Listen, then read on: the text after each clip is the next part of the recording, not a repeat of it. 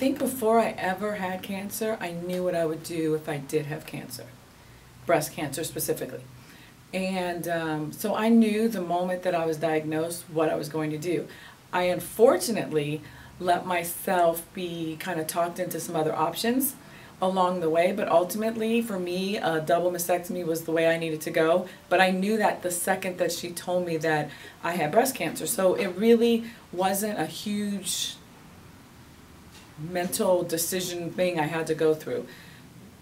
I will say that even though I knew that, and even though I was okay with that, for me I was like, okay, well I guess we'll have to get an upgraded version then, whatever.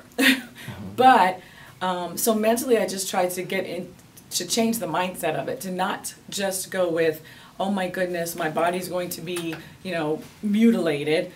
I didn't realize how mutilated, but not just go into it thinking my body's going to be mutilated. But my thought process honestly was, at the time I said to the doctor, okay, what do I need to do to make sure that my son never has to have this fear hanging over him again? Every doctor, I would remind them, I'm like, look, I don't know what the picture is of someone that has cancer. I don't know what the picture is of someone who decides to have a double mastectomy, but that's my decision. But I'm not someone that's going to go crawl up in the corner. Like, I need my bathing suit.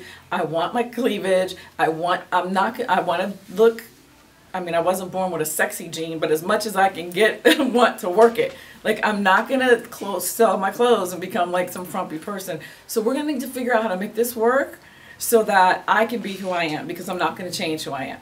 And so I remember creating, my doctor would be like, okay, we need you to come in and give a class.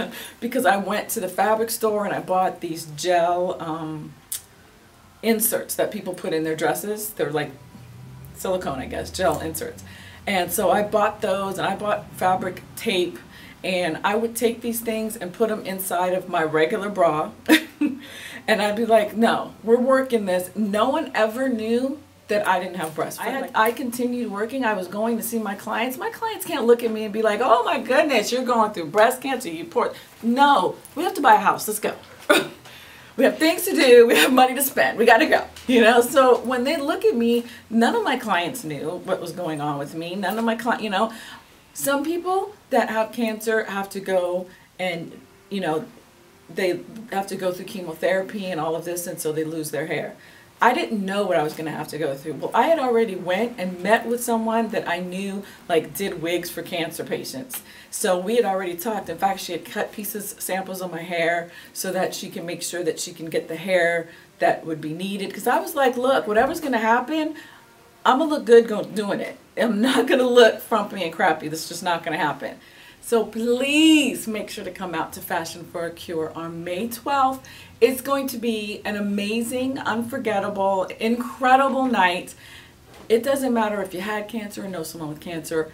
It's touching everyone, and this is an incredible way to come out and support finding a cure and support all of those that lost the battle, winning the battle, or are going to win the battle.